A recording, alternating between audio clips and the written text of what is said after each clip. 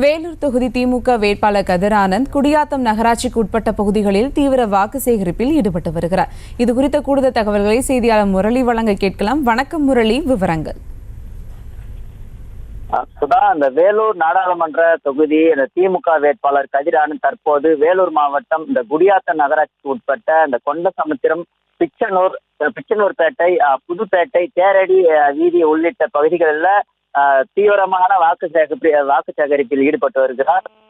அவர் பிரச்சாரத்தின் போது குடியாத்தம் நகர் பகுதியில போக்குவரத்தை போக்க 221 ரூபாய் கோடி செலவில் இந்த புறை வழிச்சாலை அமைத்ததாகவும், தற்போது 1200 ரூபாய் கேஸ் விலையை மோடி அரசு உயர்த்தியுள்ளதாகவும், அதை 500 ரூபாயாக குறைத்து இந்த திமுக ஆட்சிக்கு வந்தால் கொண்டு வரும் என்றும், அதே போன்று மாணவர்களின் கல்வி கடனை ரத்து செய்யவும், மகளிர் சுய உதவி குழுக்கள் அந்த வாங்கிய கடன்களை அசல் வட்டியுடன் ரத்து செய்வதாகவும், இந்த தீப்பெட்டி தொழிற்சாலைகள், அதாவது இந்த குடியாத்தம் பகுதிகளில் தீப்பெட்டி தொழிற்சாலைகள் அதிகமா இருக்கிறது.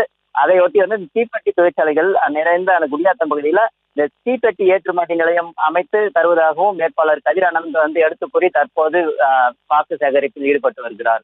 சுதா,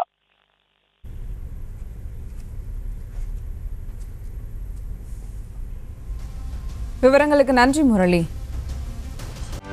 செய்திகளை உடனுக்குடனும் துல்லியமாகவும் தெரிந்து கொள்ள சப்ஸ்கிரைப் பண்ணுங்க.